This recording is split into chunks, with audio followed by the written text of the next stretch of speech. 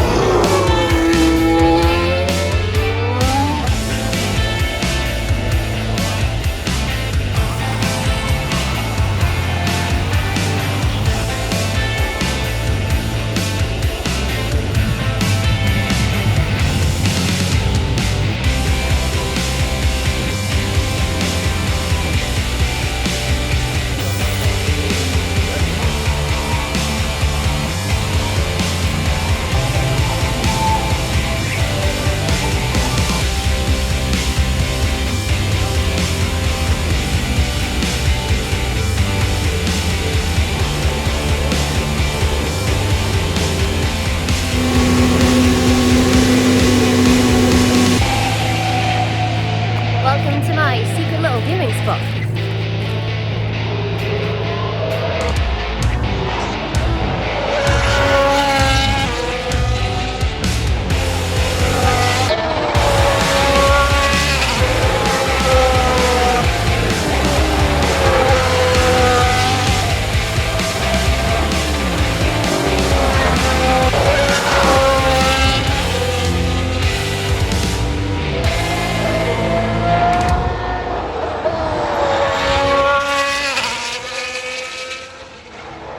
Time for day 2.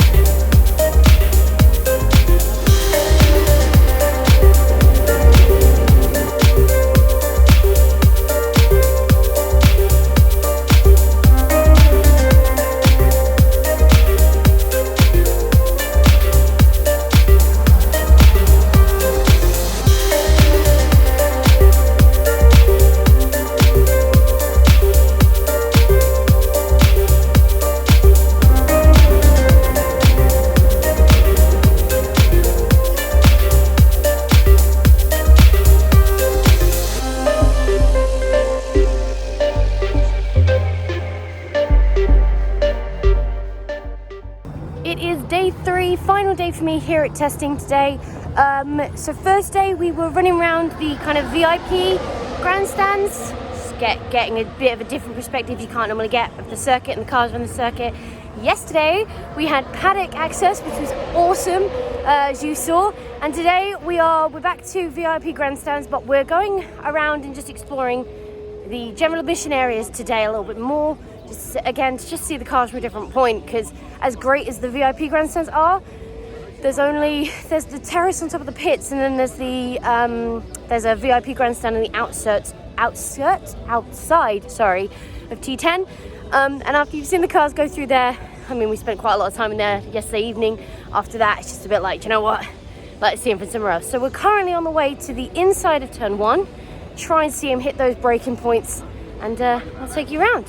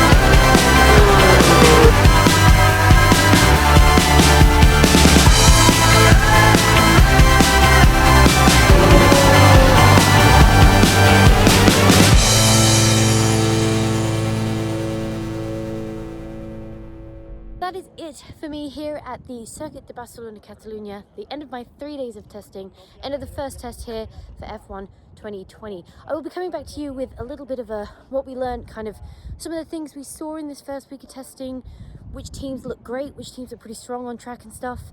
Obviously we have things like the DAS system that was revealed yesterday, and some other tricky little things. I got some opinions on those, I got some thoughts and things on those as well.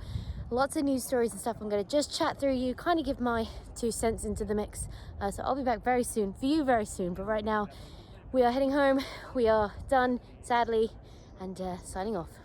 Apologies for the fact my jacket is out of date. It's a few years out of date. So week 1 of the 2020 Formula 1 pre-season test is over. I'd really like to still be out there. It was so nice and warm compared to here, which is cold as hell.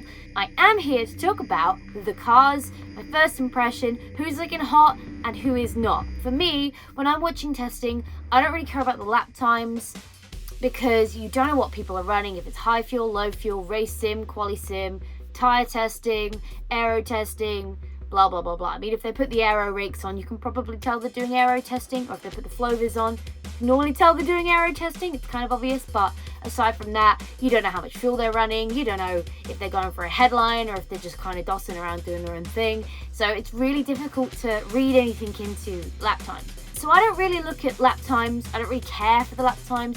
I look more at lap counts and how long people are staying in the garage, because that, to me, is the most you can read out of testing. And obviously you can see some interesting things, and we'll get onto some innovative ideas in just one moment. Ferrari had an engine problem and it blew out halfway through a morning in the final day of testing in the first week. And that made people start saying like, oh, Ferrari's got troubles, all this, all that, this and the other. It's liable that they were going to change that engine anyway. It was possible that Seb was on his way in to do that engine change and it just conked out before he got there. You have to remember they're doing 140 odd laps per day, right? The Spanish GP is about 50-60 laps, so there's around it's about 3 Grand Prix worth of laps of mileage per day on these engines, and they've only got 3 engines per season as well. They're not expected to last miles and miles and miles and miles, and I can almost guarantee that every team down the grid at some point during the first week changed engine, whether it was at the end of the first day, lunch on the second, lunch on the third, whatever. Because the better bit of changing your engine over lunch is that you have an hour where the track's dead, where your garage is down and closed anyway. People aren't gonna know if you're working on the engine. So if you come out an hour after lunch, that's your 2-hour window normally for an engine change. For example, I stood over the McLaren garage on the final day, on Friday, and just after lunch had restarted, we heard the fire up sequence from the engine, and then for an hour it went quiet, and then the car came out. Likelihood is McLaren changed their engine during lunch on Friday, but people don't see that as such a big thing because you didn't see it happen, yeah? It didn't. When the Ferrari went, you saw the engine had gone, and therefore you know that's got to have an engine change. You know there's been a problem with the engine, and whether there's a problem with the engine or not, whether they were planned changes, you just don't know unless you're on the inside of the team. You just don't know. Red Bull, watch them. They look strong. They were out a hell of a lot throughout the first day. Throughout the second day, I think they had a bit of, I don't know, something going on the third. They weren't out so much, but every single day they were averaging about 120 laps per day, which is really, really impressive. They haven't really had a big reg change, so all these cars are going to be this year is just an upgrade or a step forward on the car they were last year, unless you're a pink Mercedes. Everyone's going to have taken a step forward, so I don't think it's going to be a massive shift in the order, if I'm honest. But yes, Red Bull are looking very, very strong, and if that Honda package can be reliable, because that's going to be their downfall if the Honda starts packing up. And I think most of the teams up and down the grid are expecting to go over their 3 engine allocation. That's 3 engines for a potential of 22 races. So more likely than not going to be 20 races. Obviously, the Chinese GP is currently postponed / cancelled, and the Vietnam GP is also under dispute, so because of coronavirus. Will it be enough to challenge Mercedes for the championship? I severely don't think so. I think the Mercedes power unit itself is just too strong. I feel like the closest power unit to it is the Ferrari, and if the Ferrari have another situation where they've got a good engine but a shit package around it, then I think it's going to be another walk away. And no offense to any fans, but Bottas is just not really a threat to Hamilton. So I do think if the Ferrari package is lacking, Mercedes are going to run away with it, because I think the Red Bull will be strong. I think it'll definitely get some race wins. I think it'll be a good contender. I just think the reliability of the Honda is not quite there, as it is with the Mercedes. Speaking of Mercedes, let's talk about what everybody's talking about. DAS. If you don't know what this is dual axle steering. Jesus, that's a mouthful. If you're watching this, you probably know, but in case you don't, it's just a system where on the Mercedes they can pull the steering wheel slightly forwards on a straight, brings the toe in on the front tyres, so it basically, the whole idea of it is to help with wear on the front tyres. I personally don't think this system is going to be that effective. I think there's certain circuits like Monaco, like Baku, Singapore, the street circuits specifically, and the semi-permanents as well. You need a long straight on your circuit for this thing to be useful. So Barcelona, yes. Monza, yes. Canada, yes. Montreal, yes. Melbourne, 50-50. Street circuits like that, circuits like that are 50-50. I also think it's more about tyre wear rather than speed and lap time. Because I think the discussion point is it's giving them like 0.03 seconds per lap, which is it's just nothing. It's really, really not a lot. If it was 0.3 seconds, that's a big deal. It's already been banned for 2021. You know, who likes innovation at the top where the heavy hitters get in and put their best work down? You don't want to encourage people to be smart and innovative in this sport, do we? Teams have already said that it's going to take them at least 6 months to understand it, copy it, and get it on their cars. Which means Williams, no. Alfa Romeo, no. AlphaTauri, no. Racing Point, probably not. Haas, definitely not. They're not going to bring this system in because they're not going to waste their development money and their funds on developing something that they're only going to be able to use for 6 months. I think some of the heavier hitters, Ferrari, Red Bull, they'll be looking at it in Melbourne. They'll be seeing what it can do for the Mercedes. But really, if it's not worth that much, if it's going to gain Mercedes like a lap or two of tyre life, or 0.03 seconds a lap, let's say, it's something, it's an advantage, but it's really not that much. And it's an advantage that people like Red Bull and Ferrari can bring back doing other things. Personally, I think the DAS system is a complete smoking gun. I read on Twitter someone make the very good point that if the testing had not been live this year, so we didn't have the FOM on boards, we didn't have all this, that, and cameras snooping around and all this, that, and the other, nobody at Mercedes would even know this system exists. I believe they'd have known as a team, if they use this thing during this test, the FOM are going to see it and broadcast it. They're going to know that everyone's going to latch onto it because it's something different that people don't really understand, and they want to understand, and they want to know if it's how much of a benefit it is. I think that Mercedes have done please look over here, look at this fancy thing, just don't look over there. But look over here. If you look at the rear of the Mercedes, the rear suspension, there's some very interesting things going on there, but nobody's talking about it because they're focusing on DAS. So good job Mercedes on that. It's minimal gains and it's something that teams can't carry forwards, so people aren't going to be developing it. Unless we get to Melbourne and they're able to make the tyres last for another 15 laps and they're 5 seconds a lap faster. It's not going to happen, but if it did, everyone will start trying to develop it because that is a massive advantage. Ferrari are our next talking point. They have been talking a negative game, and I, again, believe this is just expectation management. The talk has been coming out of Ferrari anyway, that this time last year, they came out of the guns super hot. They were looking to be the favourites through testing, and then it came to Melbourne and they walked away with egg on their face because they got beat. Ferrari have already said, like, this test, we're focusing on ourselves, we don't really care what anybody else is doing. I think this whole talk of, oh yeah, we've got a lot of work to do, oh, we don't know what's gone wrong, we need to study the data, I just think it's all bullshit. I honestly think it's just managing expectations, keeping everybody's expectations here, because if the expectation is here and they end up here in Melbourne, they're going to look like rock stars. And that's what they want at the end of the day. They want people rallying behind them, they want some good publicity, and the media are very good at finding the negatives and like latching on like leeches. Also, they have a B-Spec car coming out, so we'll see if that has any updates, but I don't expect to see any electric laps from Ferrari. I don't really expect to see much at all from Ferrari in the second week like we didn't in the first, because that's just the way they're playing the game this year. F1 is, if not nothing, a game of politics. So, Racing Point. So basically, they've pretty much copied the 2019 Mercedes. I get it. It was a good car. They have the same engine package. They have the same gearbox on board now.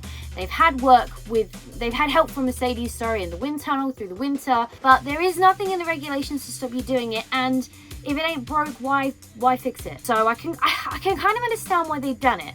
But it does really, really frustrate me because it just, to me, it feels like a cop-out. And as a racing fan, I want to see these teams work their way up like McLaren have, like Williams are trying to do.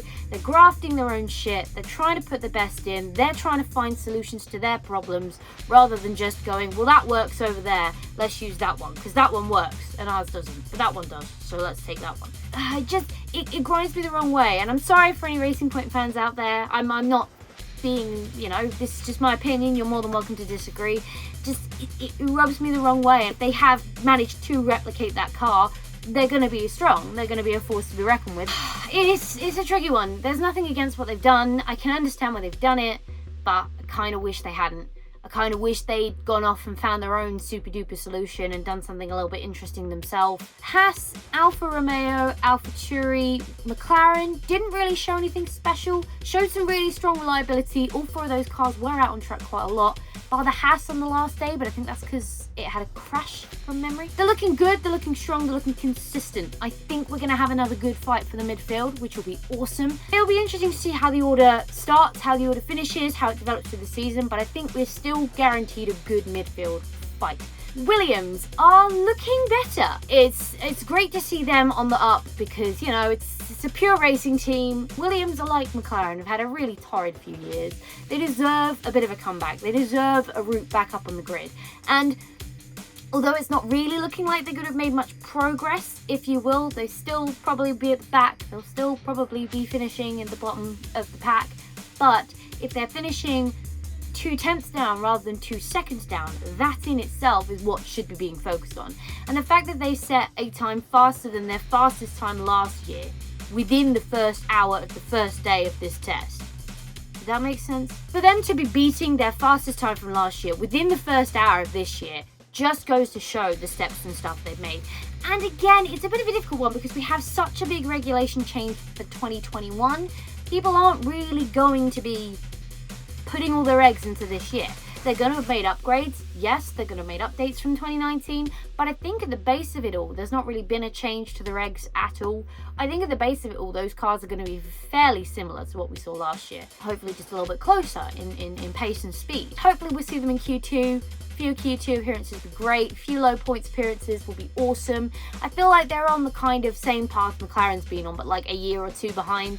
So they're moving in the right direction. But unfortunately, I just don't think it's going to be much better than it was last year, but they'll be closer, and that's what's important. To end, unfortunately, a bit on a negative, I do have concerns for Renault. Now, they obviously had a late build, which is why the car is black in testing, because it didn't have time to be stickered up before it was shipped to Barcelona. It spent some time in the garage. In the first 2 days, it was the only car to not set over 100 laps. And that's a bit of a cause for concern. It just seemed to be spending a lot of time in the pits. It did get some good mileage, it did get some good laps in, but it just felt a little bit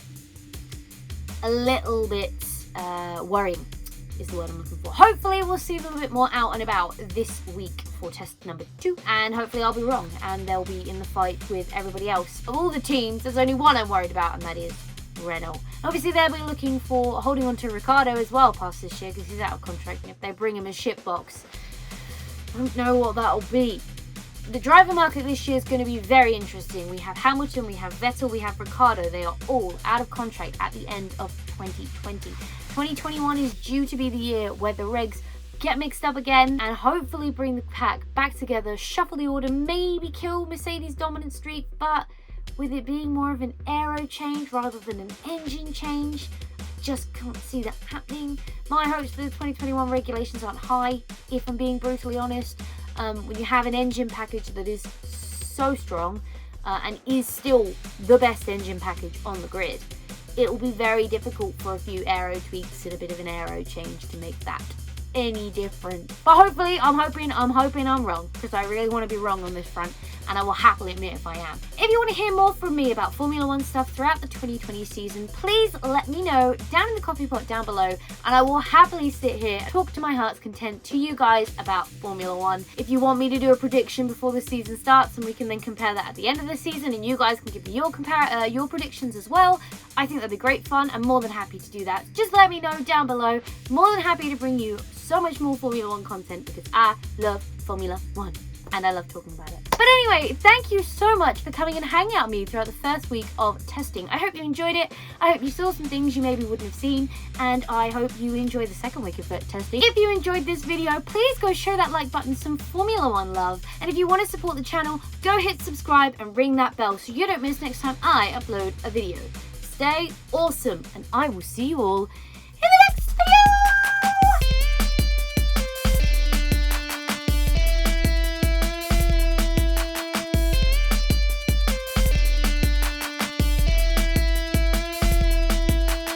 This end video is going to be like half an hour, and it was supposed to be 10 minutes. I feel like I rambled a lot. Oopsie!